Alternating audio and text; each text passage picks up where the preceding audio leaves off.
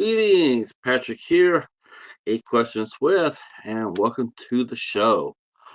It was cold earlier and actually got warmer as the day went on. And so it's a little bit, feels more like summer, end of summer than fall.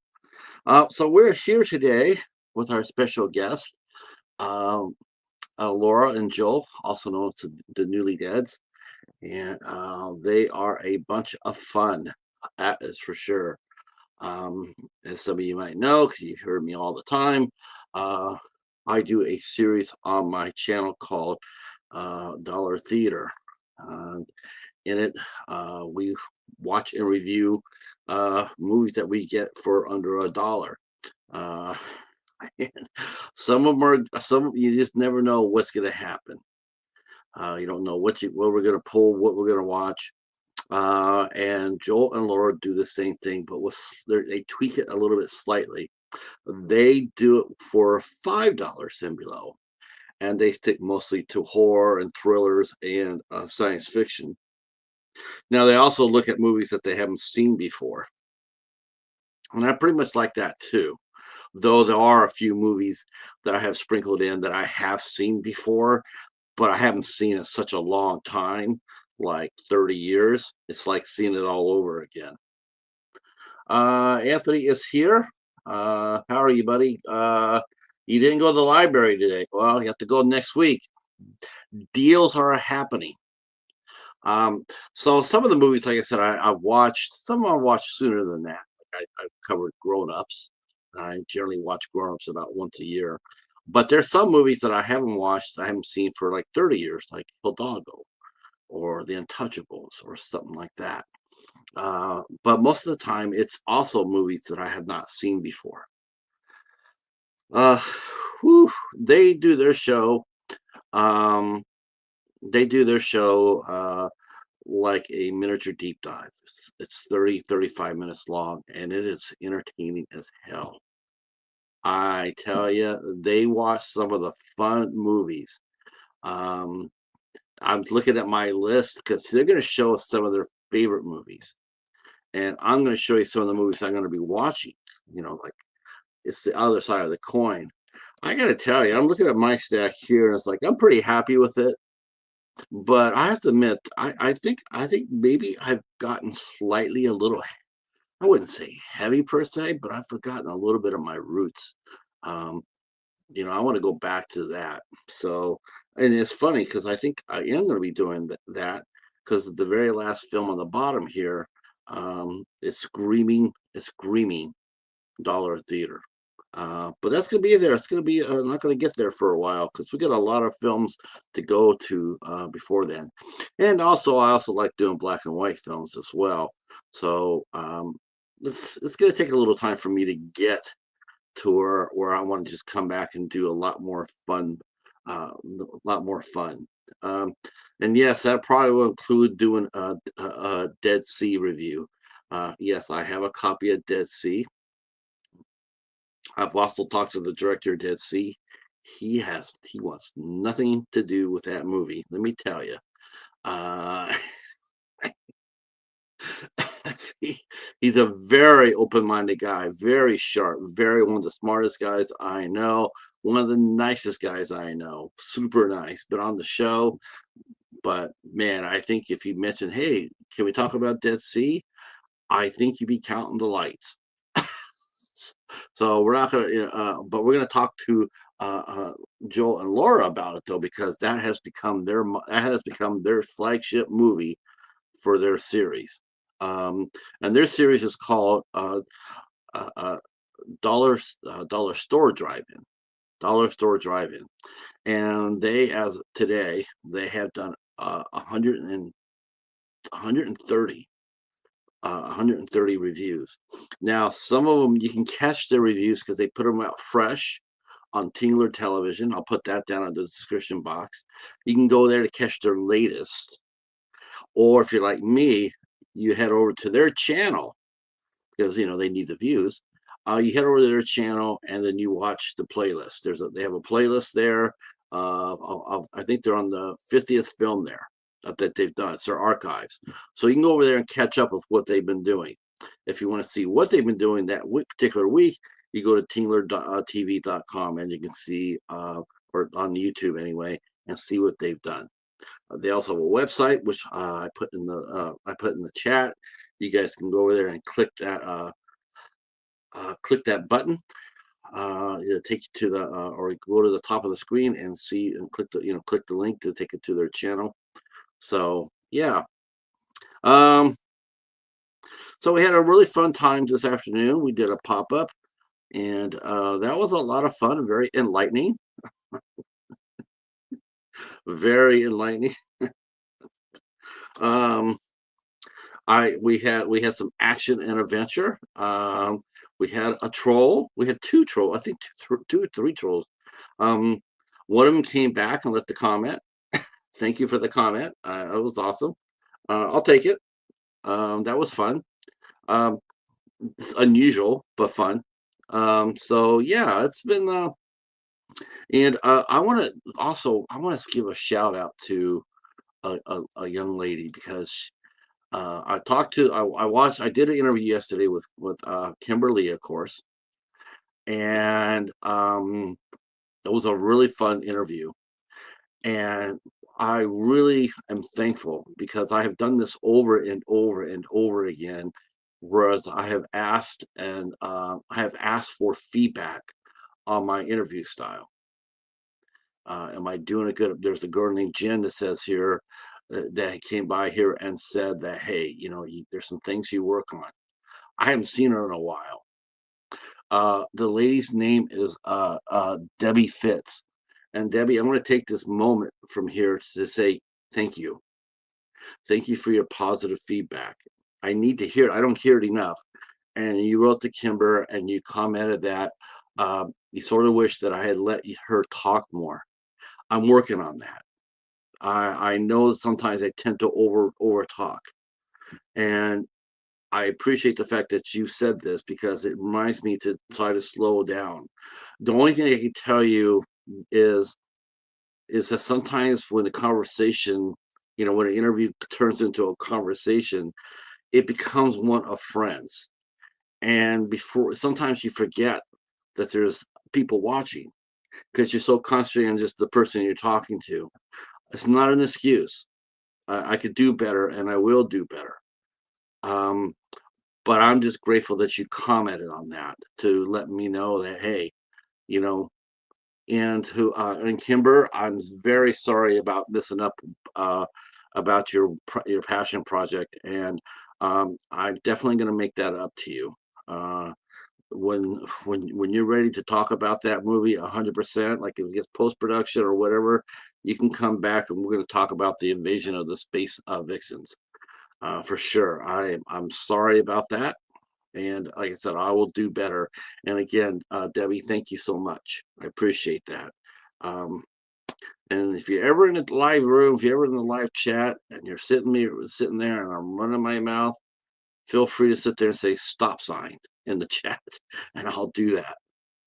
So I appreciate it. I really do. I wish my friends would do the same for me because it's the only way I could ever improve myself. If I don't know, I won't know what to do if I don't hear what I'm doing. All right. Let me break out the calendar and we'll talk a little bit about the calendar. Hey, what's going on, Dell? All right. Dell is in the house. Yeah, we're interviewing Laura and Joel, the Newlydeads. They're going to be here shortly. Let me tell you. Let me tell you what's coming up on the calendar.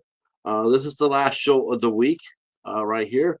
So we are off, but we'll be back here on October 6th with Brooke Tantric Tranter. She'll be here on the 6th. On the 7th, we have Allison Rothwell will be here. On the 8th, we have Debbie Markowitz will be here. It will be at 8 o'clock. On Thursday, the 9th, we're heading over to the pond for a doubleheader. We will be talking to Catherine Shannon at 3 o'clock. and then we're going to come back here and talk to Iowa filmmakers Chase Stein and Bill Bales. Let's see. Hi, Sarah. How are you? She has 10,000 subscribers. Oh, 1,000 subscribers. Okay. I was going to say 10,000. Holy cow, you've been busy. But congratulations on reaching 1,000. That is a mighty mark. And so thank you for that, for coming by and letting us know that you hit your target. Onward to 1,500, right? And then on the 11th, we're doing 1 to 2 watch parties. We're doing one watch party on the 11th, which is Christy, with Ashley Green and Haley Bennett. That will be on the 11th. And then on the 25th, we'll be watching The Little Mermaid. And when I say Little Mermaid, it ain't Disney Little Mermaid. That's for Skippy. And plus, this is a little twist of the mermaid story. There might be a little bit of Lovecraft thrown into there. The Wonder Twins are here. Greetings, greetings. Hail to the twins. Jason's here. Genshin Ninja. Greetings. Glad you guys are here. Our guests will be here soon enough. Yes, this is going to be a lot of fun. Let's see, what else do we got to tell you about? The 14th, we have Nikki Goodchild will be here. And on the 15th, we have Jacqueline Posey Hilton. She's got a brand new short film pilot called London and Bridges, which you can actually see on Tubi. It is entertaining as hell. Looking forward to talking to this dynamic film creator. I think her series would be really, really. If someone wanted to pick it up, I think it could go somewhere. It's very funny. It's very funny. I enjoyed watching it quite a bit. And then what else do we got? On the 16th, we have Marilyn Adams. She'll be here at 8 o'clock. And then we're back Monday. We're welcoming back our friend Matthew Kenner will be here. We last talked to him for Sweet Killing Machines. He's got a new movie out with a brand new actress making her film debut in a very powerful drama called Diary of an Accomplice. I watched it, blown away by this young lady's. Her name's Sheena Washington.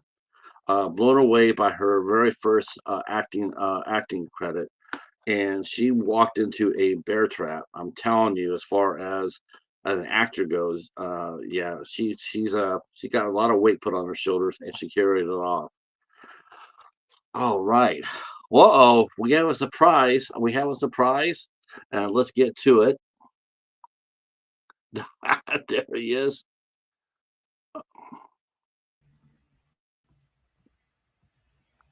It's none other than Mr. Dan himself. Surprise! Ta-da! Surprise. All right, yeah. I've got my Clark Kent glasses tonight. Yeah, or Captain Amazing. That's Billionaire Lance Hunt. That's not, because Captain Amazing doesn't have glasses, and Billionaire Lance Hunt has glasses. Oh my God! How are you doing today, Dan? Doing well. I'm so glad I happened to pop in this afternoon. I was kind of busy, actually. To be honest, the granddaughters just left like 10 minutes ago. It was pretty much chaos for much of the day. But I'm glad you invited me on. Isn't that part of being a grandparent, though? Oh yeah. You get to, but the good thing is that you deal with them until it's time for them to go home, or you go home, and then you can just, my grandmother said that she used to give us grandkids a lot of sugar, right? So we get a lot of candy and stuff. She later on admitted that she did that to leave us all hyper, so that my mom would have to have a handful, because she said, because that was what you were like when you were little, and you were a handful. Right. I just wanted you to see what it was like. Of course, everybody knows Mr. Dan, master of the martial art film review. Yes. And though this summer, it was a quiet summer on the race circuit, I understand that you had to take summer off to settle the beef down all the way, to calm it down. It's well, we got a new the beef might flare up again because we got a new participant here. What you got? A Yeti figure. Oh. So he. Oh my God! It just caused me to laugh so hard I threw off my calendar. All right, the doorbell has rang, so that must be time. It's Laura and Joel, and it is. Hello. Hello. Ta-da! How you guys doing? Good. Good. Surprise. Hey, Mr. Dan, what's up? How about that? How about that? For I told you it's gonna be an all-timer tonight. So Mr. Dan agreed to come in and co-host. I actually got into your channel because I really got into it because I noticed that Dan had commented and said okay, and then I noticed that he started commenting on all your on your videos, so I started watching, and man, it's so much fun. I'm so glad you guys are here.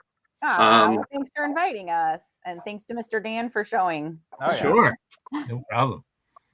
Mr. It's Dan, your month. I mean, this is your month, so I know you guys are excited. Yeah. Mr. Dan is the great like communicator. He like gets everybody Connector. together. Yeah. Yeah. That's Thanks. right. I do like to do that. That is fun. Yeah. Yeah. It is. It's appreciated. I agree. And our chat is here, and they're already saying hi to everybody.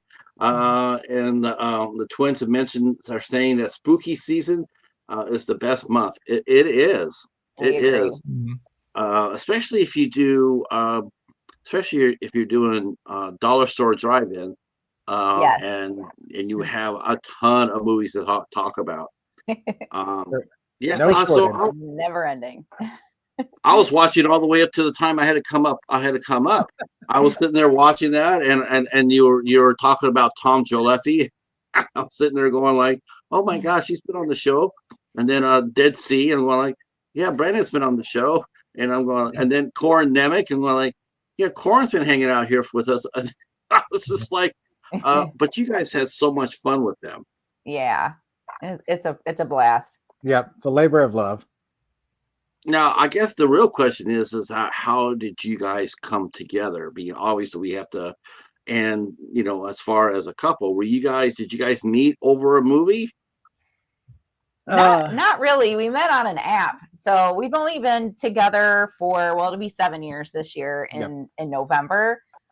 This is both of our second marriages. So we were on OkCupid, and I am who I am, right? So I put that I love Halloween, like all of the things spooky, and he happened to have almost an identical profile. So he said he liked Halloween, he liked vintage toy shopping and movies and games and all sorts of things. So that's how we met, and then we bonded with movies and stuff. So it just grew from there. The first time we met, we both had the same feeling that this was it. And here we are now. He brought, to our first date, I brought him donuts from the apple orchard here, which is like, all fall, all Halloween stuff.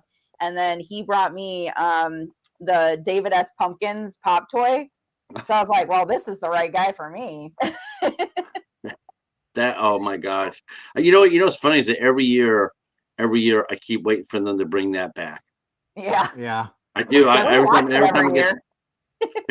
time it gets to be close on Saturday Night Live, I keep on thinking they're going to sneak in Tom Hanks in a skit, but it never happens. That would be awesome. Yeah, we that's like our tradition now. We watch David S. Pumpkins and we watch the animated special every year, and that's my kids, the Great Charlie Brown. That's their version of that. Right. So right. Mr. Dan, how did you find Joel and Laura? I think just maybe through some mutual YouTubers. I'm pretty sure. Yeah. Yep. Yeah. and you know, I might not even really be in contact with the person that sort of introduced us. I don't think. Yeah, because that individual he was interviewing a number of people. He interviewed me at one point, and Dr. Gangrene, and you know, a bunch of people, and then we started to communicate in comments, and then eventually we did a couple of collaborations. We watched The Monster That Challenged the World, and then we discussed that. Mm-hmm. That was a lot of fun because Joel and I both really think that's like a B movie. It's really kind of like an A movie. You know, it's really like underrated. It was really good. And then we did almost on a whim, like I think it was like Monday, and we said, hey, we should discuss White Buffalo with Charles Bronson. And like a couple days later, we were talking about it, and you know, the whole time I kept saying to Laura, so you've never seen Death Wish? Like I just couldn't get it through my head that she hadn't seen the Charles Bronson movie. It was pretty funny. I lived under a rock. But hey, White Buffalo, Well, It was great. Yeah, that happens. Once in a while, I'll bring out a movie and I'll sit there and say it's my first time watching it, and I get that too. You know, I'm sure all of us have gotten that where it's like, yeah, I haven't seen that movie, and it's like that movie's like 35 years old, and you haven't seen it not once. Yeah. Right. You know, yeah, it's like people are stunned by that. I think they're more stunned. I think they're more stunned when you do that than if you sit there and say, hey, have you seen The Monkey? No. Oh, okay. Yeah. You know? Right. Yeah, because it's new and everything. Yeah, Jim got me a couple months ago. We were talking about, I think it was Jack Nicholson's stream we were talking about The Departed, and then we mentioned Infernal Affairs, the Hong Kong movie it's based on. And I was like, I haven't seen it. And he was like, you haven't seen that movie? And I was like, shame. So I had to go. I watched it like immediately, and then I even watched like the sequel, you know. But that was it was just like hanging out there. Like, why haven't I seen that? You know, there's not many of those left either. Right. I don't know. For you guys, for Joel and Laura, I mean, there really can't be any like major big ones that you haven't seen, right? I mean, I'm sure there's a bunch that I haven't. I'm sure he's seen a lot. I mean, and there's stuff that we just don't have time for because, you know, we're so focused on, you know, making sure we get the dollar store drive-in stuff in. And so, I mean, there's a never ending list and we keep adding more to it. So, oh God, it's never gonna be complete, no, you know? No. Especially when because I used to do dollar store. What day of the week was that, Patrick? We used to do that Mondays. Yeah, we used to do like a dollar store thing. Hobbs, Horror, and a lot of people.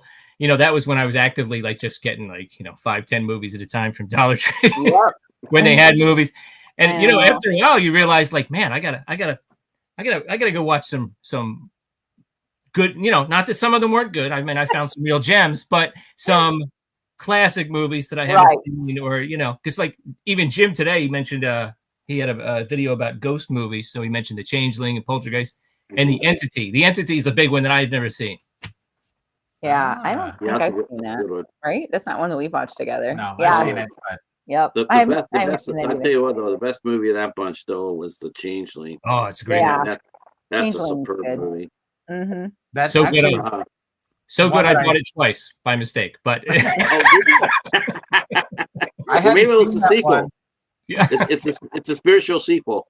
Yeah. I hadn't seen that one until about a year ago, and then Laura and I watched it together when Vinegar Syndrome did a release of it, and it blew me away. It was so good. Yeah, I think I even tried to buy. They had a red ball with the name of the movie on it, and I ordered it because they like reduced it down, but they made some kind of mistake and it wasn't available. I was like, yeah. Now I have to bring in. He's in the chat, but I would be totally remiss if I didn't mention him and point him out there as a fellow, as a budget baller, Professor Macabro. He also is in our little camp here. He watches movies and he hunts for movies for less than $5 as well. I like your limit.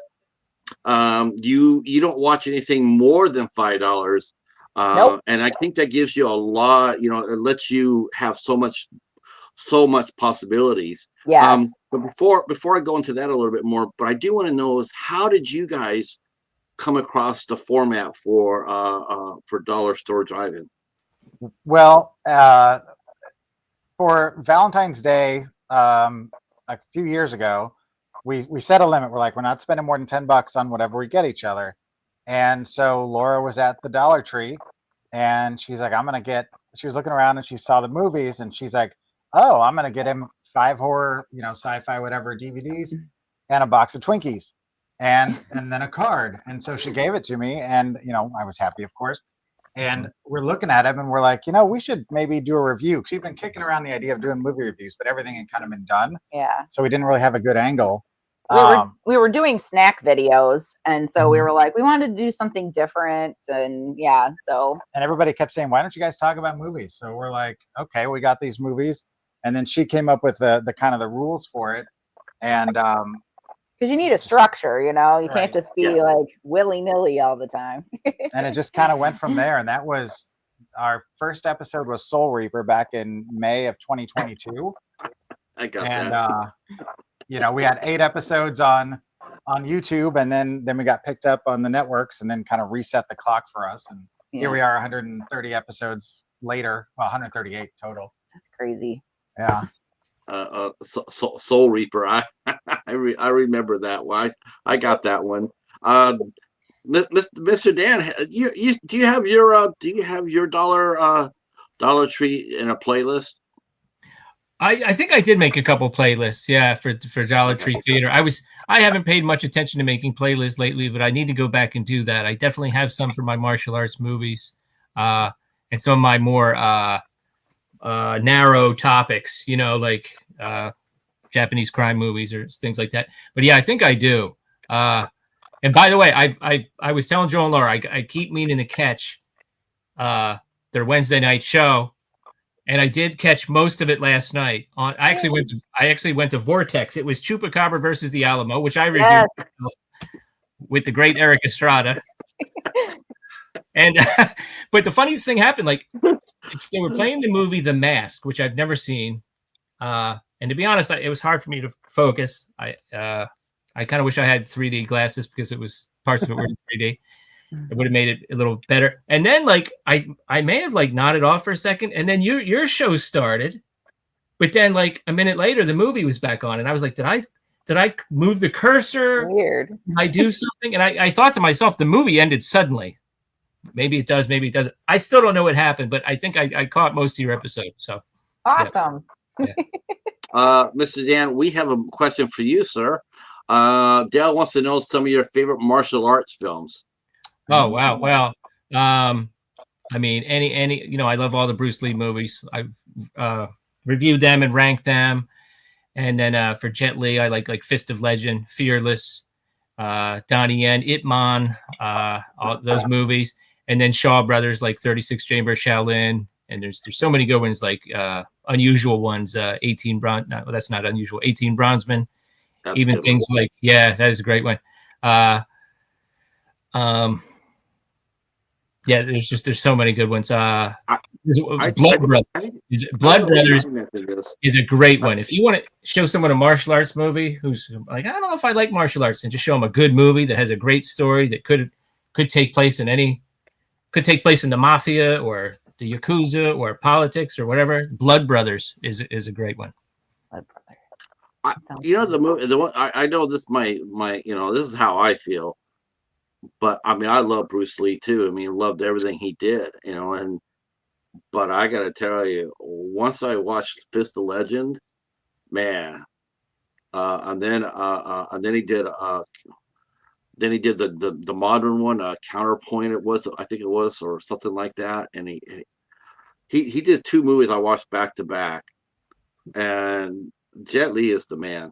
Yeah, Jet Li's the man. Donnie Yen is right there. Donnie Yen is the one I was thinking about with the modern police one. Yeah, I know what you mean. But Fist of Legend, man, that's a heck of a movie. That's my favorite martial art movie now.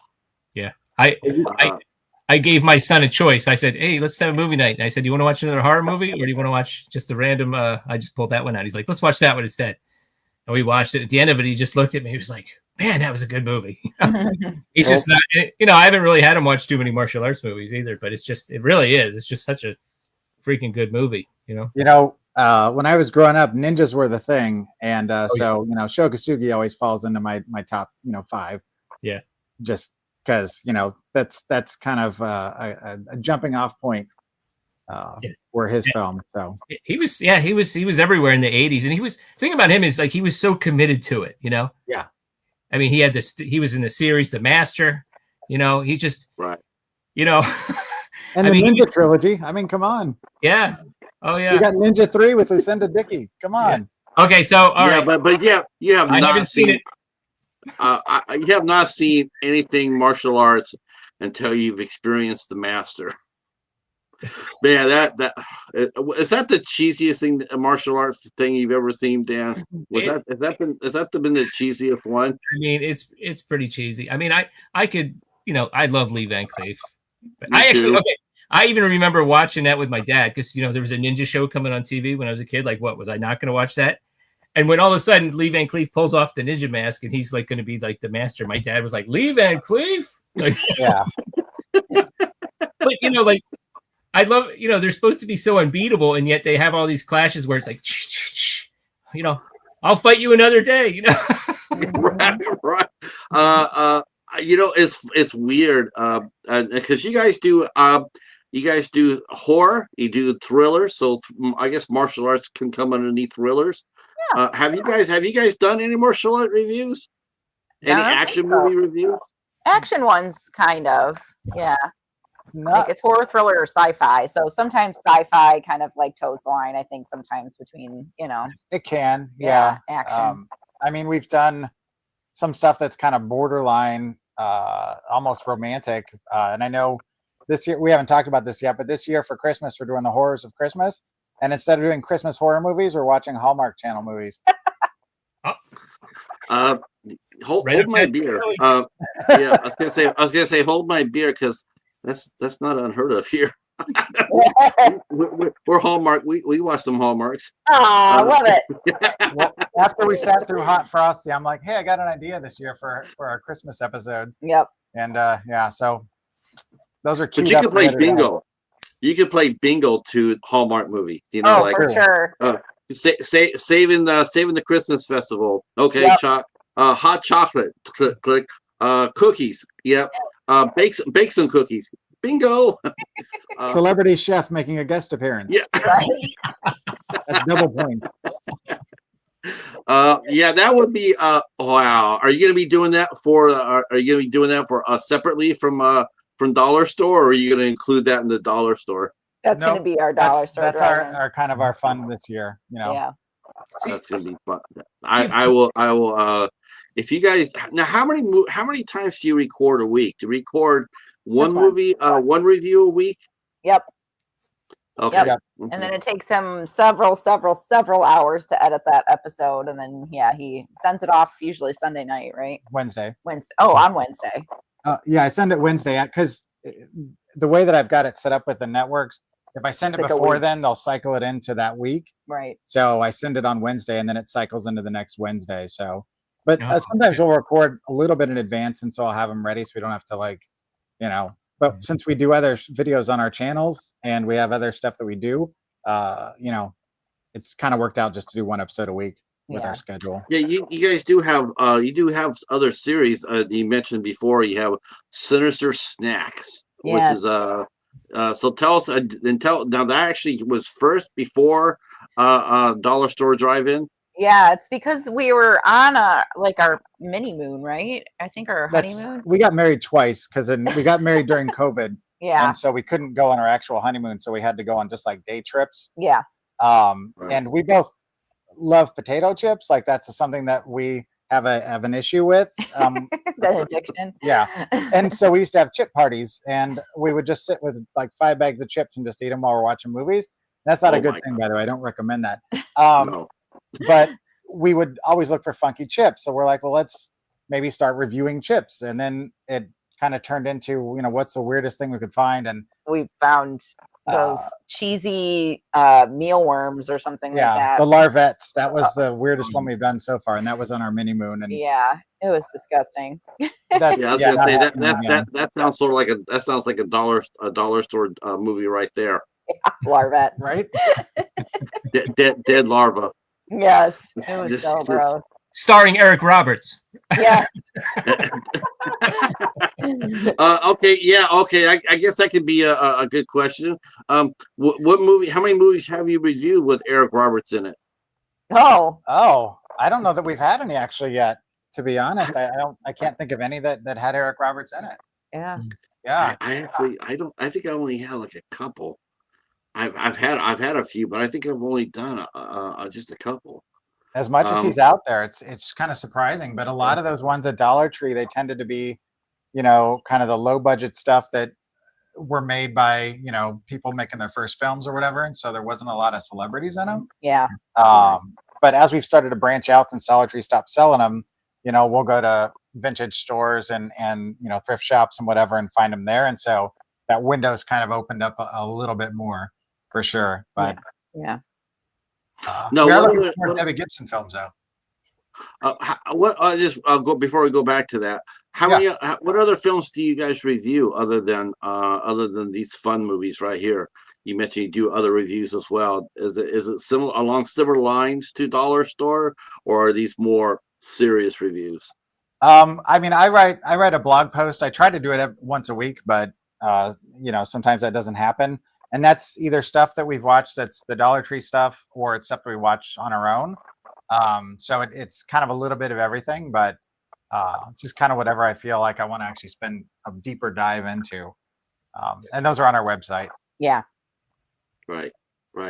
The website is upstairs on the chat. If you guys want to go over there and click on that, you can go ahead and check out their Laura and Joel's home website. Mr. Dan, how do you shop for your movies? Well, anymore. I mean, occasionally I'll if I'm in Walmart, I'll look around. I mean, it's as far as physically out there anymore. That's about it. I've heard that they have a special edition of like the WNUF Halloween special, another one I haven't seen. Yep. with the side movie there. So if I'm there, I might look, but it's hard for me to make special trips like that anymore. To sort of, but so just I like I don't have any problem with used movies. I was really into shopping at used sites for a while. Yeah. Dark Side Records, excuse me. There's Hamilton Books. Hamilton Books, yeah. Oh, yeah, Hamilton Book. Hamilton's great, yeah. Oldies.com, like MVD and Oldies, they're kind of affiliated. I actually forgot I ordered some stuff from MVD, and then all of a sudden, like a month later, because something was on pre-order, and all of a sudden an Oldies.com box came, and I was just like, what is this going to be? Like, I forgot that I. That sounds like Joel. He's always like, I don't remember what I pre-ordered. Yeah. Right. Well, they held it up. They held up the whole order of like 4 movies for the pre-order one, which I thought was weird. Yeah. Yeah. Right. Yeah, that is So weird. that's why I forgot. Well, yeah, TerraVision, they released both WNUF Halloween special and the Way Out There special separately, which I have those independently. But yeah, they just announced they have released a twofer. So Yeah. if you haven't seen them, I just introduced those to Laura Yeah, this they're year good. Mm-hmm. because I'm a fan. Yeah. They're Yeah. fun. That's what I've heard. I've heard they're good. Yeah. TerraVision, that's a label Joel and I both like. Joel kind of got me into TerraVision. They had a really they've got some really good things. They had a really obscure Bruceploitation movie, Enter the Panther. It's one of the really like the first Bruceploitation movies. And the print that they only had one print to work with, and it wasn't great, but it was really, it was kind of like more for like diehard fans only, but they did as good a job as they could with it. So that's a great label. Yeah, I'm currently waiting on my pre-orders for the Nailgun Massacre, the Gatorbait twofer, and the special edition of Sledgehammer, because everybody needs a shot-on-video classic in a giant collector's set of fun things. Well, I need that. I don't know about everybody, but Yeah, Joel's a big shot on video fan, which it's fascinating because that's a whole like world. Oh, it is. in Right. of itself. Yeah. The whole vibe. It is. See, the Wonder Twins. I'm gonna catch up with the chat here. Got some martial art comments here. The professor says, "Did clones of Bruce Lee ever get a good DVD release?" Yeah. It came out on the Enter the Clones. Yeah. The Game of Clones. It came Yeah, out on we the put that box set. Game of Clones box set from Severin. So it's most they did a really good job cleaning these up as best they could, and most of them look really good. Yeah, it's a great box set, and I heard rumors that the second one is coming, and I think we're going to get the one with Elvis and Popeye and everything. I think that one is going to be on the next one. I can't remember the name of it right now. Okay, yeah, but that's a weirdie that I've been waiting to see. That's a weirdie. And you know what? I didn't put 2 and 2 together, but that one's actually like, I mean, Bruce Lee has this like legacy, this aura about him, right? Mm-hmm. That one's a little like mean. I mean, you know, he's on the his body's on the table and he's aroused. I mean, and they it's like, well, that's a Shaw Brothers movie, and the theory is they were still kind of bitter that he did not agree to their terms and he went to Golden Harvest instead. So that's why it was a little meaner. As far as exploitation, yeah. Dal mentions that Enter the Dragon is this all-time favorite, but all the other ones you named are awesome. Yeah, I used to love all those too. I still do, but man, once I saw Fist of Legend, man, I was just like, yeah, I'm here. This is the shit right here. Of course, that's kind of inspired by Bruce Fist of Fury. Fist of Fury, thank you. Yeah. The alternate titles get me sometimes. Yeah. But it's so, you know, it's like when we talk about remakes, you know, like you have the original, then you have the superior, like, you know, like Dawn of the Dead or True Grit or something like that, and then the remake comes out and it's just so much better than the original. Yeah. And that's what happened. You know, it's no big shame. I mean, Bruce is immortal, but I mean, after a while, there's going to be somebody going to do something better.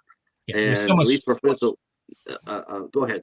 Yeah, so cinematic. You know, it was so much more cinematic. You know, so yeah. Now, how do you two shop for your movies, for your series for Dollar Store Drive-In? Because Dollar Tree doesn't sell movies anymore. They sure don't. That's off the table. Yeah, that sucks. Yeah, we get them several different ways. Yeah. We had a relationship with a distributor for a while, and so they provided us with some stuff, and then we've had stuff directly from filmmakers, but primarily record stores, antique shops, vintage places, Goodwill. Anytime we're out where there's potentially going to be movies lingering, and you know, if we're at like a big box store, you know, and they've got the budget stuff, sometimes we'll look there and we'll get lucky and we'll find something. I had a coworker that totally did not, she's like a curveball, that she loves horror, and so she's like, I've got all these like crazy obscure movies, and I was like, oh, and she's like, do you want them? And I'm like, yes, I do. So she gave us like the Killer Couch, right? Didn't she give us that one or something, or the Killer Donut? Killer Sofa. But yeah. I mean, if you looked at the stack of movies and you knew this person that we're talking about, we were like, no, get out of our head. Yeah, know? Like, what the heck, man? She's one of us. She is one of us. Yeah.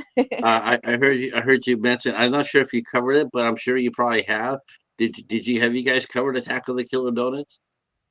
We watched it with my kid who loved it, but we did not do it for the show. No, it was streaming, and we kind of are on the fence about the streaming thing. We do it on occasion. Yeah, like our Halloween stuff that's going to be coming starting next week. Yeah. Or the week after next, we went to Tubi, and we decided to do a month of Tubi Halloween related films. Yeah, that we've never seen, of course. So I got one on my list that was a streamer too, but I had to put it in there because that movie was badass. Yeah, I kept it. I'm like, man, I wish I could get a copy of the DVD for this. Yeah, but I couldn't get one, but I kept it on the list because it was just so kick ass. Yeah. So so it's underneath $5 or less. So Right. that takes more. You know, it's harder to hunt that way. Like it's funny when I hear people talk about I'm going movie hunting, and you know, back when there were movies at the stores, I'm going movie hunting, and their idea of movie hunting was driving to Best Buy or to Walmart. You know, and it's Right. like that's not hunting, kids. That's No. just going to pick up a movie. Hunting is going to your local library and sitting your ass down for an hour and a half, waiting to see what's coming through the other side. Yes. And then drive the Salvation Army after that and cross your fingers that at least you can find one movie out of it. Yes. Um, Yeah. It's part of the fun, though. You know, like I think that's what I enjoy. I mean, I enjoyed the whole experience, but you know, I like going places with him and, you know, doing that kind of stuff. And I don't know, it's just fun. It's like, you know, we like to go record shopping together. So when we're out there at the record store, you know, they have movies, and like I found your Hunter from the Future, Warrior from the Future, whatever. I can't think of the Red Brown, I think it is, movie that, you know, was a brand new Blu-ray. And I'm like, all right, you know, so you just never know what you're going to find, which we do unboxing as well. That's another thing that we do on our channel. Yeah. Let's see. It looks like okay. Some the twins mentioned. We're talking about packaging. Delman says he got a picked up the Blu-ray set of the Street Fighter movies. I think that wasn't that show Kusugi did that, or Sonny Chiba. This is Sonny Chiba. Yeah, Sonny they have Chiba. that and the sister Street Fighter set as well. They're both great. Yeah. I made the mistake of getting like the sort of the budget DVDs. I have no problem with DVDs. I love DVDs, but I didn't really know. I got all of the Street Fighter movies before I realized that the quality on those was, So so for the Sister Street Fighter set, I got the really good set. So yeah. Let's see. One of the twins say, yes, we do a combination for movies, buy, new, thrift, boutique, etc. Yeah, I can't do boutique. Do you ever just watch some of these folks? I mentioned this earlier this afternoon. It's funny watching certain, you know, like collectors out there, and we're all cinephiles, right? We're all here because we all love movies. But it's so interesting to see someone sit there at a severance sale, or and then you know, they're waiting for that $45 or $50. I couldn't believe when I saw one of these boutiques was selling Roadhouse for $60. Wow. $60. That's crazy. And people were buying it, and we're like, I just picked up my copy at the Dollar Tree for $1.20. Are you that person? Not Roadhouse, no, but I have a Vinegar Syndrome subscription. Yep. And I, you know, TerraVision, SRS, Severin, all those sites I do shop regularly, and so I've been known to, but you know, I have a limit as far as what I'll pay. And unless it's something that's like a really nice set for something that I absolutely love, I'll wait for a sale, or I'll, you know, but the subscription keeps it pretty reasonable, you know. And that's you're not 100% sure of everything you're getting, right? Is that true? For that, no, it's you get at least 3 movies a month. I'm getting 4 this month. It's like a blind box. But I do blind buys primarily anymore. I'll still buy stuff that is stuff I've already seen that I like, you know, the big budget stuff that is out there. But I like the thrill of the hunt, and that's part of it for me. And I love the behind the scenes stuff. So even if it's something I don't like, I like to learn about it. Just being somebody who's a lifelong learner, for me, that's just as enjoyable as the movie sometimes, or even more so. Oh, I love that. So I love director's commentaries. That's one good thing. I have to sit there and say what makes Criterion. That was going to be my next question to you both. Is what's your favorite studio or boutique? I mean, I don't know if anybody knows what mine is. If you know what mine is, just drop it in the comments. But what's your favorite? Is it Criterion? Is it Vinegar Syndrome? What's your favorite house that you like to get, you know, your films from, your boutique stuff from? For me, I mean, it's probably is going to be Vinegar Syndrome. Just, you know, not only just because I have a subscription, but they do such a great job with everything that you know, it's always a pretty safe bet for me in terms of what I like. But with that being said, since I love shot on video, TerraVision has been one that I really enjoyed. But if just overall, Powerhouse or Indicator just releases like a really broad spectrum of stuff, and everything they do is just amazingly well done. Are those and- American companies, or are they European? It seems like most of these places are European, right? Like Arrow and whatnot. Or are these all American companies that you're talking about? All of those are American except Powerhouse. They're a UK label like Arrow.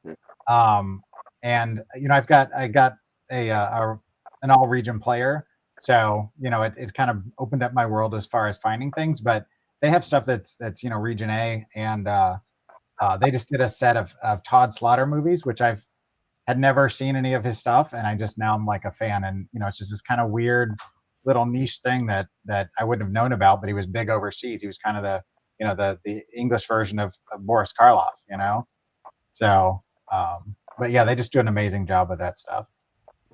Do you? He's the guy that buys all the things. So I don't know. I just watch. Yeah. Let's see. Let's see. The Wonder Twins guessed it. That's what I love about the twins. That's right. ISC is mine. There's the twins mentioned a Criterion, Arrow, and Second Sight. Yeah, Second Sight's good. I love it once in a while. Where the place I shop at most, which is my local library, once in a while, like once a year, they'll do a slight purge of their Criterion, and they'll drop like 10 or 12 off. And I picked them up for $1 a piece. Wow. Yeah. Oh. Yes. Save my bacon. Let's see. We also have a few for Vinegar Syndrome as well. Yeah, I would actually sit there and say that I would say among the boutiques that I've gotten, probably Kino Lorber is probably the one that surprises me most. I see that probably more than anything else as far as boutique goes. And then afterwards, honestly, it is Criterion. I don't get any Arrows or anything like that. I rarely get any IFCs there anymore. I always am hoping though. But most of the time, it's Criterions from private donations. Kino's great to fill out your collection. I haven't gotten into like any of their 4Ks or anything. I don't know how it compares to anything, but as far as like waiting for a sale and just picking up like Charles Bronson, I think I have 11. I have more than 11 movies, but I've got 11, single movies or compilation of Charles Bronson movies. And I think like 6 out of the 11 are from Kino. And, Jeff from 101 Bronson, I couldn't remember the name. What was his name? Patrick and I know this guy in the Netherlands. Cynthia Rothrock's guardian. Yeah, Cynthia Rothrock's guardian. He just met Cynthia Rothrock this last weekend, but wow. He he's from the Netherlands, so he kind of got me into his more European movies, which weren't really on TV, or they're not as well commonly known here in the States. And Kino had a bunch of those. And then since he like co-starred with Alain Delon in those, I started to get into Alain Delon movies independently. So, for like $9.99 or less, I mean, Kino is kind of like my budget. I'm not calling them a budget label, but I mean, that's for cheaper movies, that's my go-to label, I guess. And then for the boutique, I'd probably go with Arrow just because of the work they've done with the Shawscope volumes and the martial arts, Well, Kino's come a long way from where they're at. Like, they were one of my least favorites, but now they've really been up in their game. And they're actually, they just announced they're doing the full 5 Death Wish set with all 5 films that are coming out, which I've been hoping for, because Crackdown, you couldn't get it. Like, or was that part 5? Yeah, no, that was part 3. The part 5 was hard to find on Blu-ray, and now they're going to have them all together finally. So which one is the one where he's in the slum in New York? That's part 3. That's Crackdown. Yeah. Oh my God, that is the Giggler, right? My God, every time I see that on TV, I instantly head to the kitchen to grab a couple of slices of bread, because you're gonna have a cheese sandwich with that one. That was. They said that they would have a limousine on set for Charles Bronson, and in between they would they drive him back to his trailer. I mean, his trailer could be 20 yards down the road, but they would roll up this big car, get him in it, and take him 20 yards down to his trailer and back. And that movie, I like Charles Bronson, but I think by that time I thought he was pretty much on an autopilot, pretty much since his wife passed. I don't know. After I saw Assassination, that one was one of those where I felt like it went a little too far, but it was fun because he's on the back of or he's riding a motorcycle and he fires a rocket launcher to take down a helicopter, and I'm like, and Jill Ireland is on the back, So. Yeah. So okay. So how did you guys decide, which movie first to watch for? I mean, is there a method? Is there a method to your madness? Because I have so many of these. I do 2 a week. One, I let people pick what we watch, and then on Monday I pick the one. But on Friday they get to vote on which movie I review. Because I have so many of them. But what about you guys? How do you guys decide which movie that you're gonna? And I want to hear what Dan's methodology was too. How did you pick which movie for you to watch for a dollar store?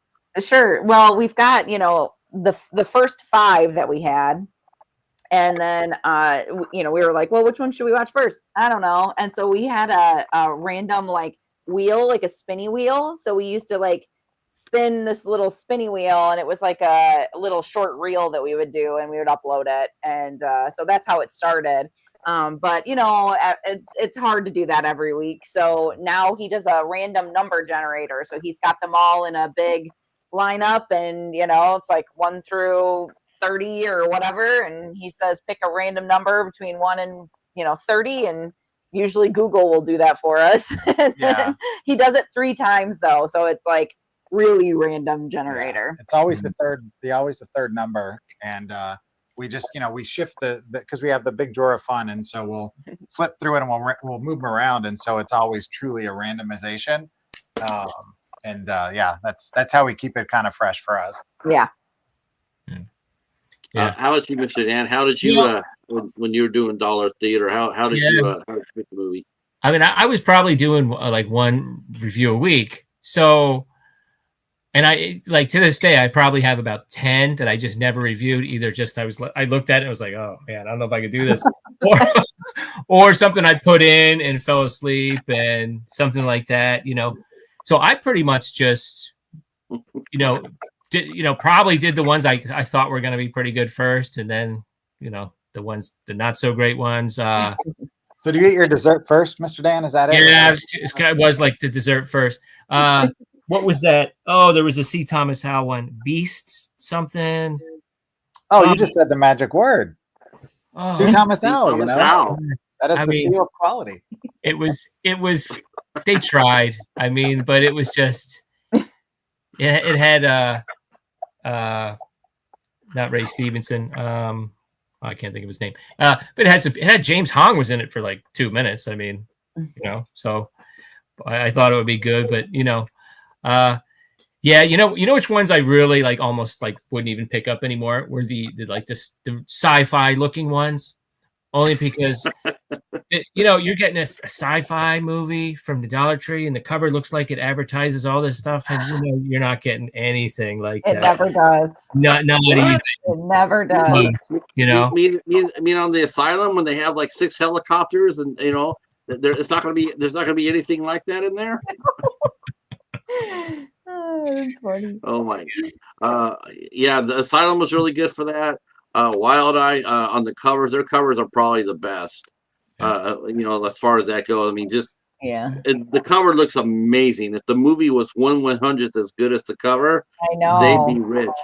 Yeah. See, the professor mentions a question. It's totally a normal thing to buy different releases and formats of movies that you love. Either cause the packaging looks cool or they have their own special features, and keep all of them.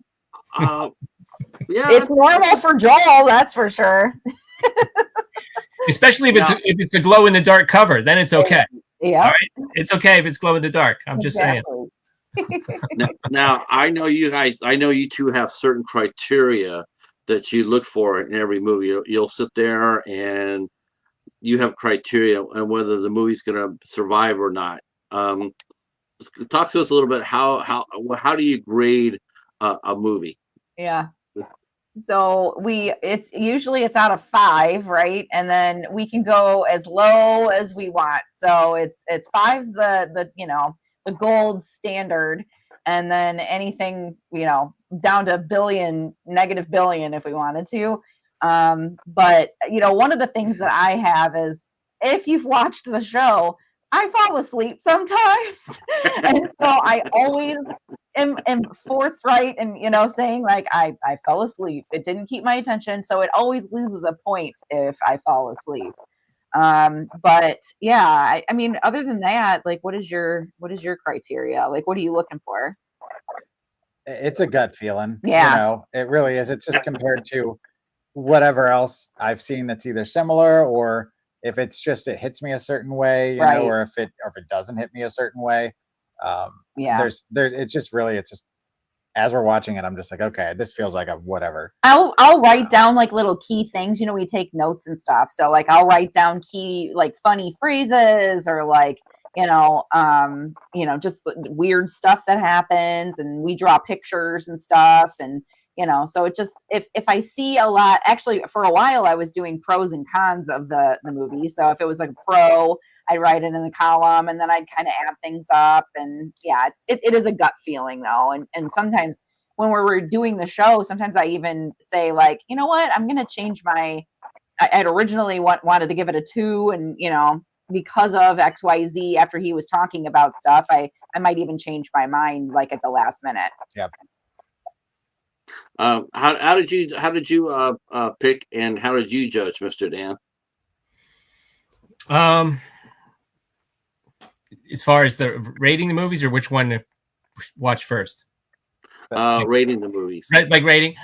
You know what? I've never really gotten into that much. I kind of just give like a general description of the movie, and I'll say like, if you like this, then you can like this. Yeah. I'm always reminded of when they used to absolutely like, okay, so when my dad was still with us, like every few years, if you couldn't think of a Father's Day gift, the Leonard Maltin movie guide. Oh. He would just be in there for days, and it was a great movie guide. But his thing was, he had a soft spot for certain types of movies, like Roger Corman movies and stuff. And it's, how do you judge like those movies on the same scale as, right. You know what I mean? Like there's especially if you're our age, they're so comforting. You know what I mean? So yes. And they used to absolutely like rip on him on Mystery Science Theater, because he gave like Laser Blast 2.5 stars, but he gave Amadeus 2 stars. And then to his credit, he showed up one time. It was pretty funny. But my thing is, that's the way I kind of like to describe the movies. So if I'm giving a rating, I'm saying, look, and like Sean from Movie Assault's the same way, because he just reviewed like It Conquered the World the other day, and and like, if you like a schlocky 50s movie, this is a pretty good one, that kind of thing. Yeah. Now for this month, I haven't dropped the first video yet, but I'm doing a lot of Hong Kong like horror movies, and some of them have a lot of comedy, so I'm doing like a rating for the comedy, the atmosphere / horror, the martial arts / action, and then just like the whole X Factor package. Yeah.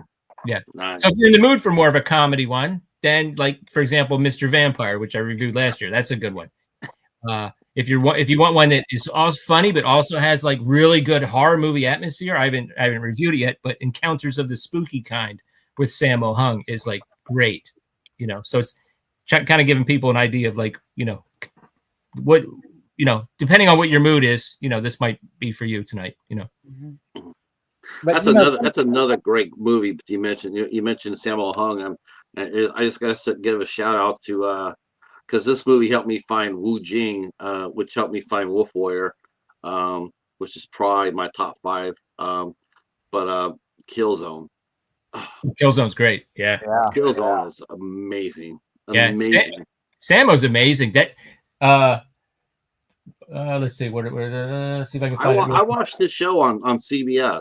They spun it off from Walker, Texas Ranger. I didn't watch Walker that much. I watched it okay once in a while, but I watched Sammo Hung. Yeah. Martial Oh, law. martial law. Oh yeah, we watched. Yeah. We ate that up every week, but he's still going. I mean, him and Donnie Yen are still going. This movie, Walled In, Twilight of the Warriors. I saw it. He's got like kind of a supporting role in this, but this movie cleaned up at the Hong Kong Movie Awards last year, just like absolutely cleaned up. And of course, they have different categories. They have like fight choreography categories, things like that. So. Man, and Jackie's still going strong as well. Yeah. See, the professor mentions, like Mr. Lobo says, they are not bad movies, just misunderstood. I'm with that for the most part. For the most part. For the most part, I mean, There's occasions where I'm like, please don't watch this movie. But now I asked our guest tonight. I wanted to do something a little bit fun, and so I asked them to bring their 10 like the worst of the worst, the ones that they just like, oh hell no. And I thought I would go ahead and give you guys like a small preview of what's coming down my pipeline by showing you a little bit of what I watch. Now, I think this will be an interesting contrast. If you want to go ahead and go first with your films, and tell us what really just stood out, other than making you fall asleep 10 times. But tell us what makes it. Well, tell them what make these movies so special. We already know your number one movie, so we'll say that one. We already know that one. But what's the other 9 going from 10 down to 1 of the movies that you guys just watched, looked at yourself, and go like, oh hell no. Well, I'm gonna have to say I misunderstood the assignment slightly, because I've got Your best and worst. well, I have the best and the worst, and I ended up with 6 of the best and 6 of the worst. I thought we needed That's 10 good. total. You So do them both. I You can do 'em apologize. both. All right. But for the worst, and this is maybe going to be in no particular order, but Borderline Cult, the Yuli Lamel film, it was just She just like already started sighing. It was just incoherent. I needed a shower after it was over. Yeah. There was a lot of weird cuts that the characters didn't make sense. That the storyline was just all over the place, and it felt like, he had $1.50 and a piece of chewing gum, and he was making a movie. I'm like, he used to have a career. I don't know why he thought this was a good idea, but it was just so foul. I don't know. It was bad. Yeah, it was no good. Who was in it? Yuli Lamel was the director. It was he wrote and directed it. I'm not sure if he wrote it now that I think about it. There was no, as far as names, there was No names. no names. Yeah. Okay. The Mermaid's Curse was our worst film for a long time. Really long time. Which should have been called The Siren's Curse, because they weren't technically mermaids. But that one, once again, it was just really incoherent. A lot slow. of Most of them cuts. are like, slow moving, and like nothing is moving the plot along, and it doesn't really there's no story to it. It's just kind of scene to scene kind of thing, and it's boring. Yeah, that one was just that one. The Mermaids song didn't have the guy from Game of Thrones on there. I don't remember anybody from. It was about the 4 sisters. It's set in the 30s. No. This was was the Mermaid's Curse. The Mermaid's Curse, was about a guy that was living in a condo down by the beach, and these 3 mermaids kept coming onto the beach and singing their siren songs to lure guys into their web, so to speak. Yeah. Killer Tattooist, which we were like, cool. We love tattoos. We love movies about killers. We're like, heck yeah, let's go. Mm-hmm. And again, one of those movies where you needed a shower afterwards, but it was just, I don't even remember what it was. It was so bad about it, but it was just. It was. What I always go to is it was slow and boring. Yeah. Yeah, the pacing was not good. Yeah. And there wasn't a lot of like tattooing going on. Mm-hmm. I think our well, I'll save that one for last. Dead Sea, which we had mentioned, you had commented on recently, where the creature sounds like a modem from 1999. And on the box, the creature is huge, like it's like giant monster, and then in the actual thing, Right. it's like this little like, that's like biting people's It's like a kneecaps. Funko Pop. Right. And then you hear this sound, like you're about to get a fax, and we're like, okay, you got time to get out of the water, got a fax coming. Yeah. That was our worst for a long Oh time. yeah. Dead Sea. Zombies Gone Wild, which I hate to mention it because it was basically shot on video. Yeah. But nobody was really going wild. There was no zombies going wild, that's for sure. Yeah. There were It zombies. took forever though for the zombies to even show up. And Yeah. then there was only like a couple, and they were talking, and then you get a little bit of a bunch at the end, but then people were playing multiple roles. And Wasn't that the God, one where those are they the kept saying the best. guy smelled like poop or something? I I don't think remember that. and I'm like, this joke that just kept going and going and going. I'm like, Plus the makeup, was not good. But our least favorite, and has remained as such since we watched it, was Lake Fear 3. Which why it was basically Lake Fear 1 and 2. yeah. Um, They reused like footage from the other Mhm. ones, right? Yeah. Yeah. So it was Right. just like chunks of scenes that were all the same, like from the other movies. there was one cool thing where the people that were possessed, like their faces kind of lit up, and you could kind of see like their interior, and their eyes were glowing, but that was like this much of the movie. Yeah. And they were trying to be Bruce Campbell in Evil Dead, and they just did things that didn't make sense. Like the guy is in his cabin, and they're trying to get away from the demons, and he's like, "Quick, grab my gun!" And where did he get his gun from? The oven. Because that's where you store your shotguns. Well, is in yeah, the that's oven. where I put all. That's where I put all my. That's where I put all my weaponry in the. Yeah, in all the your extra shells, right? Right? Yeah. Maybe I your put, the- dynamite. I put those dynamite in the in coffee there, pot. So we have not seen anything any worse than that, and we don't need to see 1 and 2. But if you're looking for a root canal, then you should watch Lake Fear 3, and it's about the same experience. Yeah. Yeah. But our best, Voodoo Apocalypse was one that I've been looking forward to. He was so excited when it finally came up on the like random generator. But it's it was like trying to be a 70s throwback, and it was just so super cheesy and just perfectly like pitch perfect as far as like managing the level of cheese with the level of like ineptitude.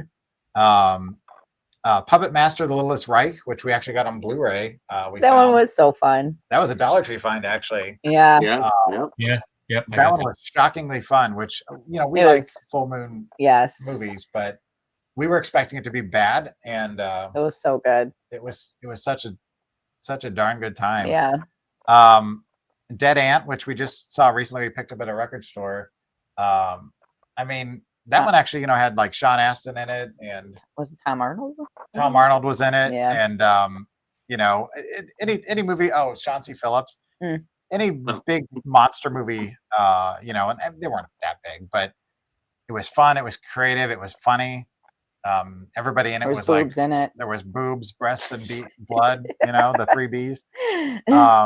Hangman, we just watched with Jeremy Sisto, I like Jeremy Sisto, so I was excited about that one. and that was kind of almost a found footage Mm-hmm. style movie, but It it was was interesting. kind yeah. of home invasion, but to a weird degree. Yeah.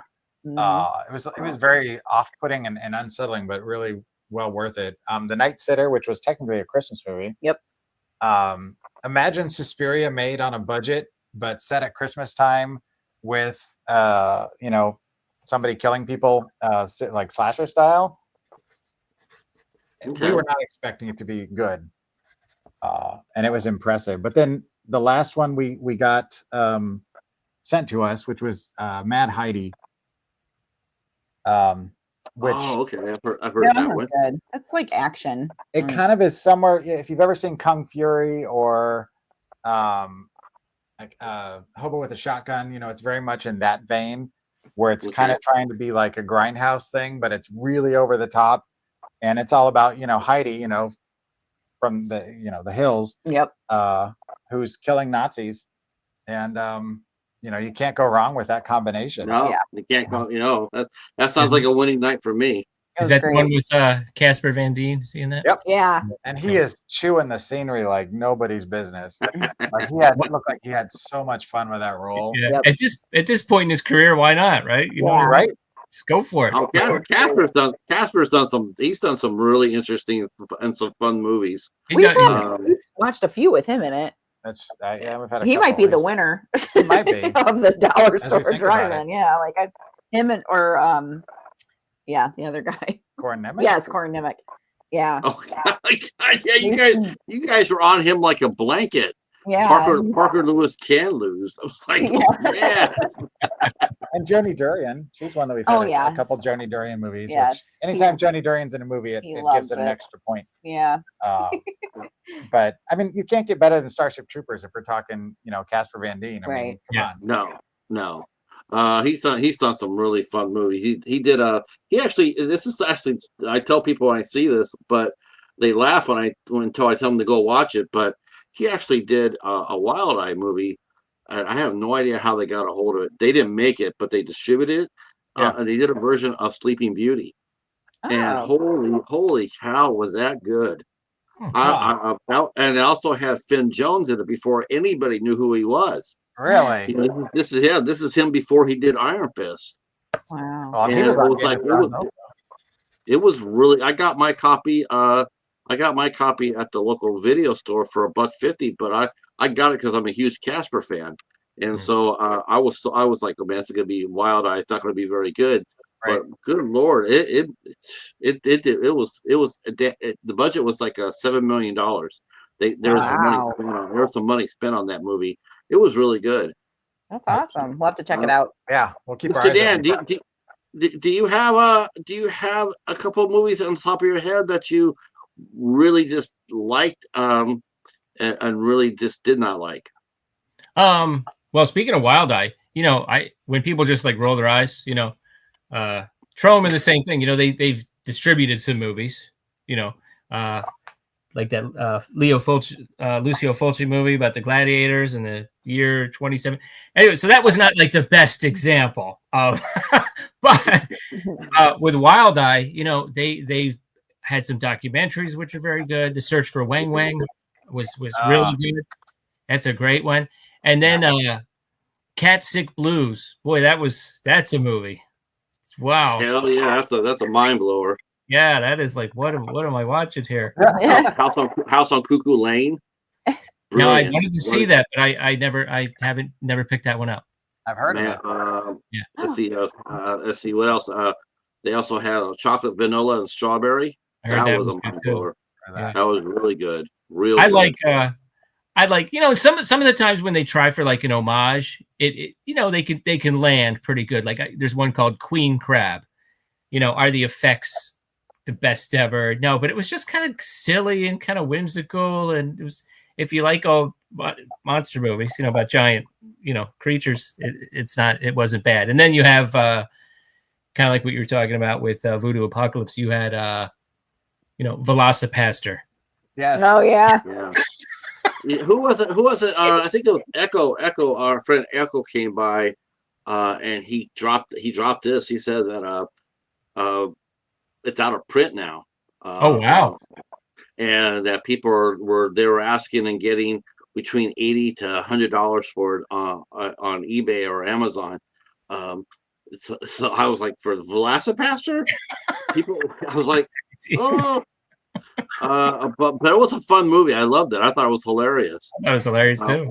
But you're right though. Cat Sick Blues was excellent. That was they. It's like I was there. It was like it's not Blumhouse where it's 50-50. It's more like 20-80, 15-85. But what's their great Wild Eye did hit. It definitely dropped some really good movies on. But it's just that there are so many more that they didn't that weren't.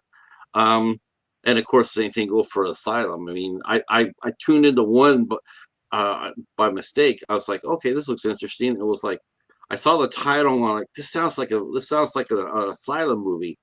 But I'm gonna go ahead and check it out. It's called American Warships. I hit the button, and then I see Carl Weathers' name comes on. I'm like, oh, really? Okay. And then it was the asylum. I'm like, oh, how the hell did that happen?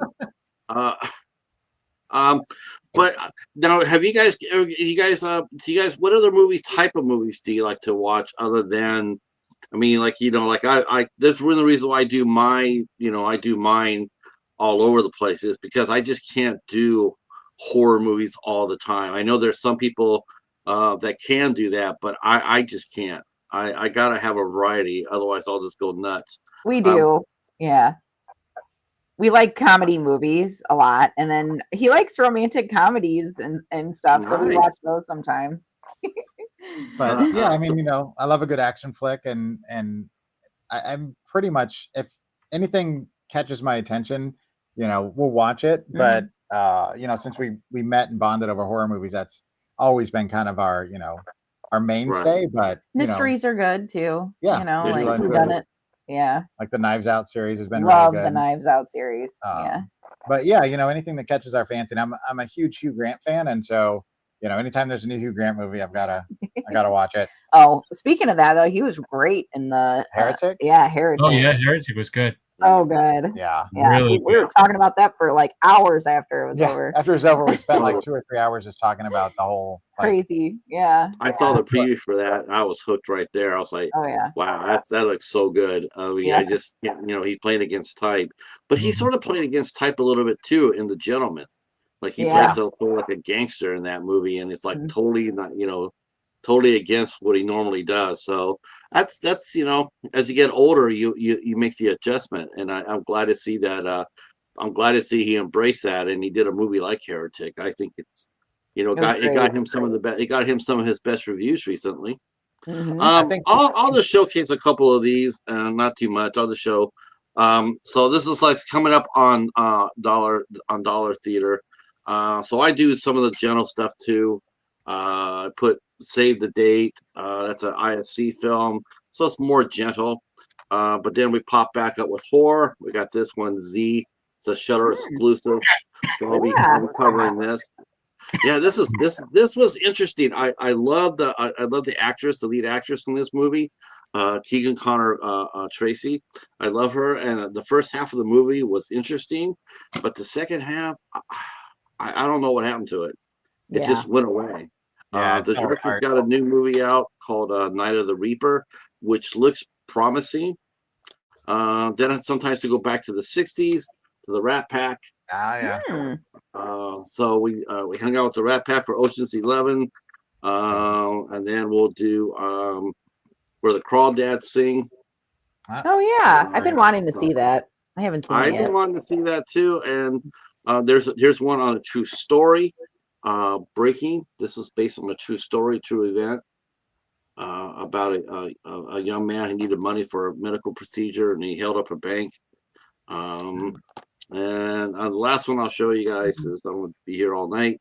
I also do documentaries, and I got this a long time ago. I got this like 6 years ago, and this is actually I thought when I got this. This was a complete blind buy, and I thought it was about the Jaws and the shark in Jaws. I thought they were trying to say Bruce, the model. So that's what I thought. No, it turned out to be that one woman who goes out there and swims with the sharks all the time. She's gonna end up in a bad way. Her name's Ocean Ramsey, and I got that way before I ever heard of her. I didn't know who she was at all until like this year, and then all of a sudden it's like, oh, I know that person, and she's on the documentary I got. Do you guys do documentaries as well? Love documentaries. Yeah, we do. Especially pop culture documentaries, like just because again, special features and things like that. So stuff about music or movies, TV is the big thing, but we also like watching anything that catches our eye, food or history or he's one of those people who watch every single feature on when you get like the special features and stuff. So I feel like those are always like little mini documentaries, right? Like it's like the history and like showing you what happened during the movie. He watches everything, so he's a good. And then I'll buy the book about it and read that. The only person I ever watched the commentary on that I did not like at all man, talk about someone who was full of himself was Nicholas Winding Refn. Oh Really? my Lord. Yeah, He's a hell of a filmmaker. I didn't realize he Yeah. was. Mhm. Yeah. Yeah. I mean, he talked about Drive as being the third coming to Christ and God. And it was just like, dude, it's not it's an okay movie, but it's not. I mean, like he was just painted like it's the most important movie of the last 50 years, and it's like I don't know how to break it to you, but it ain't. Mhm. He bought the It's, hype, it's I guess. yeah. Who are some of your favorite directors? We're talking dollar store here, but outside of that, who are some of the like who are some of your favorite actors and directors? Yeah. And Mr. Dan can jump in on that as well. Mhm. He said actors too. Go ahead. Oh. I mean, for me, Quentin Tarantino is one of my favorites. I'm a Rob Zombie fan. I know that's kind of divisive, but I like it. I do like his films are some of my favorite to watch just because of the production of it. His the style, the art, and everything with it. I'm also a John Woo fan, and I was trying to think of some older directors to throw in there. Stanley Kubrick, J. Lee Thompson. You want to go back a little further there? I always but- forget people's names, so I'm just like, I don't know. Oh, who's doing Frankenstein? Guillermo del Toro. Yes, that's who I like. I never remember. Okay. Let me interject this question, and I want to hear this from the chat as well. I want to bring them into this. Why do we continuously get movies like this remade over and over and over and over? Because it's such a like lovely story. We're like, Frankenstein fans. Like I have Frankenstein tattooed on me. Like I could watch different iterations of it like over and over again. Well, it's kind of like whenever the question comes up and people are like, why are there so many remakes and it's not isn't there any new IP out there? But I always relate it to music because a good pop song is a good pop song, and if somebody writes a song and somebody likes it and they want to take their own take on it, think of classical music. How many times have they done Beethoven's sonata? Has it been redone by different orchestras? Or how many times have you heard I Saw Him Standing There done by other people? It's the same kind of thing. If it's something that's a timeless story, like they used to have storytellers that would tell the story and it got passed down for generations.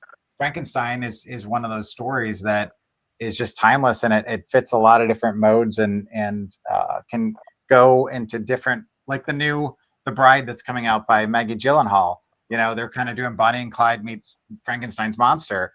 And you can just kind of plug it in and tell different stories using those characters, and so it's just it's like timeless. art imitating art and like that kind of thing, and it's I mean, I've seen two different movies, like I guess three different movies that I've seen have taken the Frankenstein monster as we've known it, and they totally just made it their own.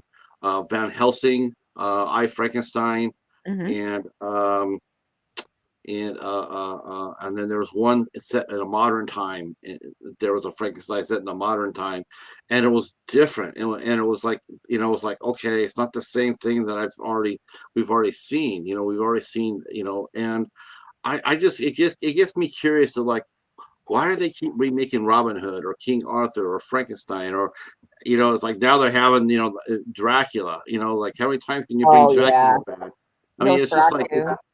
It's like I'm just like it amazes me. It's like I don't ever hear anybody ever talk about like, I want to see the 100th version of Frankenstein. I just know it always baffles me how some of these movies get made when or put all the money behind it when a lot of good movies they don't get that love, especially if it's an original story.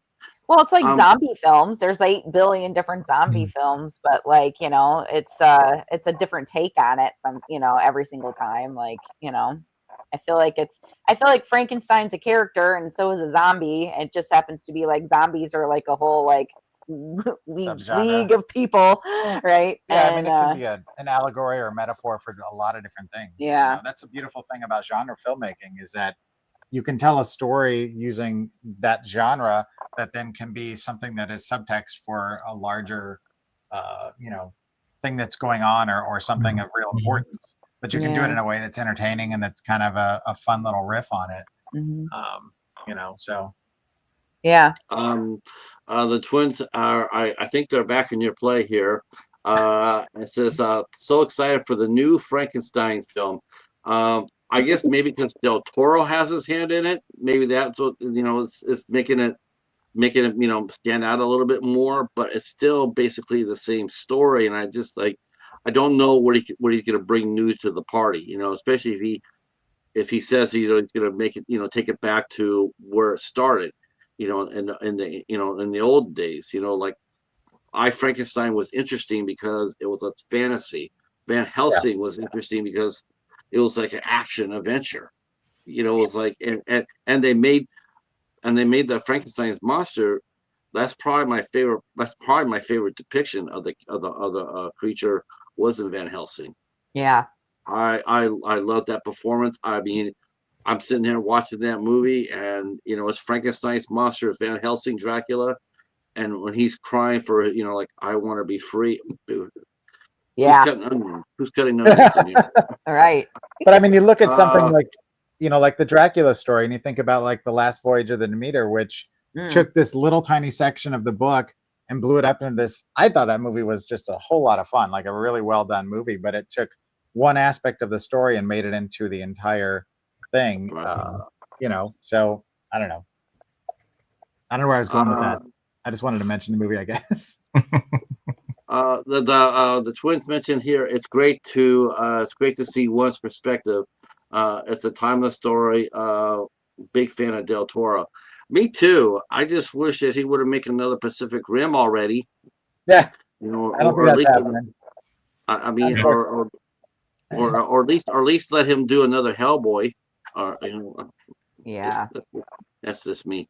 Mr. Dan, how about you? What do you feel about that? I mean, are you a big proponent of seeing 100 Frankenstein films, or? Well, with Del Toro, I've always, it's Frankenstein. It's werewolf movies in general. It's Dracula. I mean, where's our Creature from the Black Lagoon remake? Exactly. I agree. Del Toro made a Creature from the Black Lagoon-ish movie that was pretty darn good. Yeah. And now I hear, and I forget who is currently supposedly developing this Creature from the Black Lagoon movie, but I haven't heard anything about it. That and a Mummy movie, and then all of a sudden, who just directed Nosferatu? Help me out here. Robert Eggers. Yeah, now Eggers is interested in. He's doing Monster, but I guarantee you he's going to beat the other ones to the punch because he's like on a roll, and I haven't heard anything about these other films. I don't know.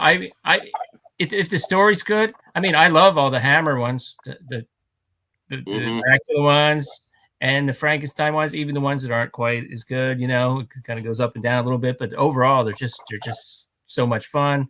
And that they basically took Dr. Frankenstein and made him the bad guy, and then swapped out a new monster every movie, which is really kind of genius when you think about it. Yeah.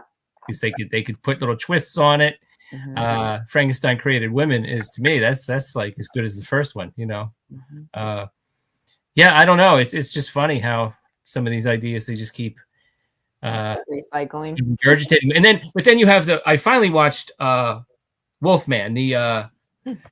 See, because I'm doing a live stream, I'm not remembering any names now. The guy that made Lee Winnell. I thought his take on the Invisible Man was great. I don't know why it took me so long to see that, and I was like, whoa! He took the idea of the Invisible Man to modern times. Yeah, I thought it was great. And then the Wolfman, like I'm still trying to figure out, like, what were they trying to do there with that? Like, you don't have to have like the lore, the Kurt Sidmiak lore, and with the Wolfsbane and you could go other ways, but don't you have to have some element from the story? Right. He didn't really even look like a wolf. I don't know.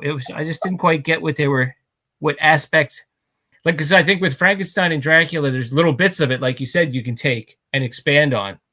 With the Wolfman, I don't know. whatever they were trying to do, it didn't really work for me. Yeah.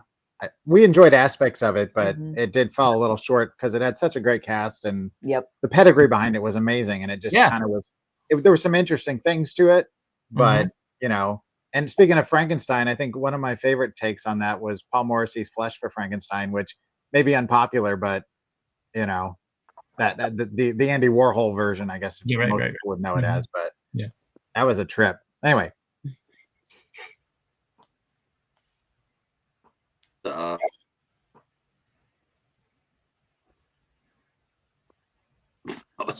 was a Hammer movie, but I certainly liked that one. That was interesting. Uh-oh, did I freeze up? You froze for a second, but I think you're good. Okay. Yeah, our buddy Al Licard, he turned me on to that because he did a series on Titans of Terror, and that was, I guess that was the main Hammer girl was Ingrid Pitt, and I had never seen her before, and then I was like, wow, how come I had never heard of her? Yeah, she was great. She's like I guess that in the '60s version of Monica Bellucci. Yeah, really. So let's we've come to our point, but I'm going to go ahead and let both of you guys talk about what's coming up on your channel. There's anything special you guys are doing for the Spooktacular or upcoming? We know now that the Newlydeads will be doing Hallmark movies in Christmas. I'll be there for that. But what else do you got going on between now and the rest of the year? We'll go with you first. Yeah. He decided to do a Halloween kind of thing. So you want to talk about how you're choosing your movies and stuff? Yeah, I kind of stuck with specifically themes that either take place on Halloween or revolve around, like a haunt or something. So, for the Halloween season, we're doing, the horrors of Halloween, which are all specifically things that I found on Tubi. That way anybody can watch it. Right. We wanted to make it so it's accessible. And Tubi's free, so it's under $5 rather than getting a subscription service. And then of course we've got the Christmas thing coming up. But other than that, we actually on Saturday we are artists as well. So outside of the movie stuff, we make art, and we're doing the 5th annual Witches Market here in Belvedere, Illinois, at the Boone County Fairground from 2 to 8 on Saturday. And we're making a mad dash to get everything done before then. But 150 vendors, music, food, just all kinds of stuff. It's a big party. So if you're in the northern Illinois, southern Wisconsin, or just want to drive hours and hours, come visit us. You can come say hi and high five us. Give Joel a hug because he likes hugs. We like to make primarily like not necessarily horror themed, but spooky themed. We do creepy cute type stuff. Yeah, like I paint ghosts. I sculpt ghosts. Yeah, different things. I do wood burning. Yeah, I do digital art and acrylic painting and things like that. He did a phenomenal Halloweener. It's a hot dog, and they one of them looks like the Mummy, one of them looks like the creature from the Black Lagoon, and the other one looks like Dracula, right? Or is it Frankenstein? Yep. Yeah, it's Frankenstein. But they're all hot dogs. They're really cute. And they're in kind of that, they're stickers. That old school Mickey Mouse style with the, like gloves, and like the little it's adorable. Halloweeners. Yep. Trademark. Well, that sounds like something we need to check into. Now this is art, so can we if someone wants to get a Halloweener, could they get it through your website? We used to do that, but I would say you can email us, and we would be glad to send you a sticker. Yeah. We used to sell them on there, but it was a little hard to keep up, and it wasn't doing great. So we would be happy to discuss it if you want to email it. Yeah. And you can do that at contact@thenewlydeads.com. Yep. Yeah. Just look through our website. Mm-hmm. But on our Facebook page and stuff, we will post stuff there as well. So Mr. Dan, what do you got going on? I know you're still doing your 3 or the top 3 of every week. Yeah. I watch your channel in this is my top 3 witches, and I'm going like, okay, Mr. Dan's dropped something cool here. Let me see if I can find 3 witch movies I liked. So what's going on your channel between now and let's say the end of the year? What do you got? What goals do you have? You know, I'll see you being interviewed. You know, yeah. Right. Well, for this month, I'm just trying to throw in some different kind of content. I got like some arts and crafts videos, maybe. Now, this Saturday at 10, I have a somewhat of a longer video. It's like my top 15 favorite print media items, science fiction or horror, magazines, books, comic books, whatever. So that's a half an hour. So, you know, get your coffee and hang out in the chat for that. So, and what I'm trying to do this month is premiere a lot of videos so I can be in the chat with people. Then I have a top 11 favorite Halloween TV episodes I'm working on. Nice. And then I'm doing like the sort of the martial arts / horror movies this month. We've got a whole bunch of those, you know, a lot of the Mr. Vampire movies and the sequels. And then beyond that, for November, last year I did Norris November. I did 10 Chuck Norris movies and I ranked them. Fun. I'm probably, and I have 10 more. You know, I kind of left. I did the best 10 last year, though. I mean, I got a few good ones left over, but then some of the ones that are like, oh boy. So I might actually scale that back and do like 5 this year, and then just kind of take it a little bit more easy in November. So we'll see. Will there be any racing going on for the winter circuit? We're going to have to do some, and yes, some of the arts and crafts that I'm doing are sort of die-cast related.